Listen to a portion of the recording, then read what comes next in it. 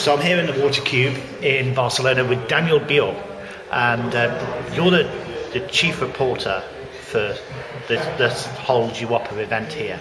Could you just show me your badge for a second? Yeah, sure. That's my badge. Great.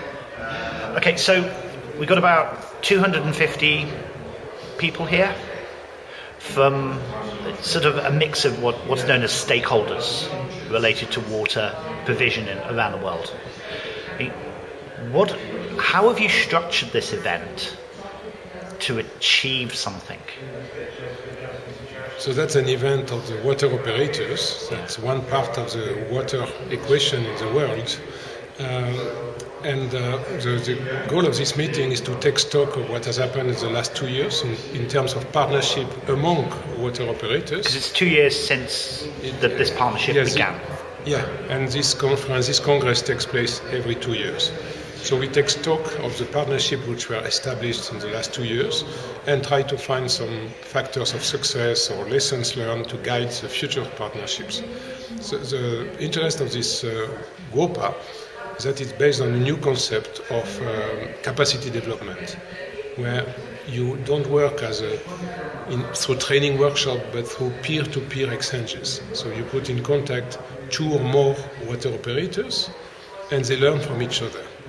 And this is a new type of capacity development, if you will, which seems to give good result. Of course, it's a bit early to know exactly which kind of result we are achieving, because there are some quantitative results, improvement of water supply, and some also qualitative results, improvement of organizational and individual skills, this kind of thing. So we are at the beginning of a process, and it's good to have these people coming from all around the world to try and exchange views on what has been working but has not been working. Yeah. So 5 o'clock today, you have a team that's working with everybody here, and they're coming back and you're reporting on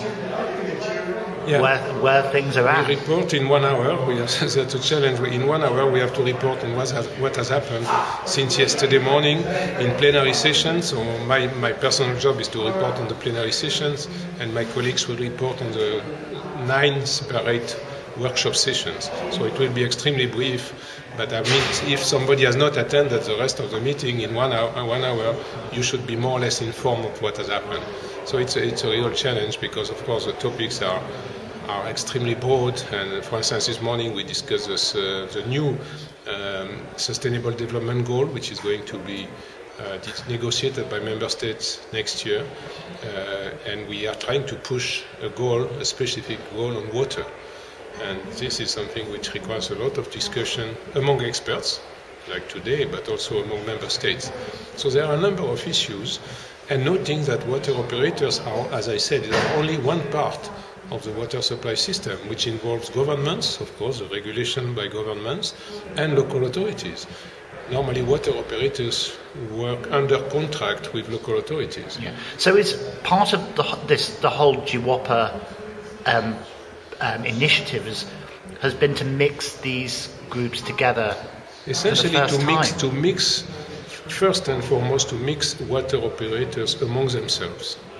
I mean, you take, let's say, one from the Netherlands, one from... So it's like a gigantic group therapy session. Exchange and learn from each other. That's the basic, among water operators. But then, of course, water operators are not working in isolation. They are not working on their own. They need clients.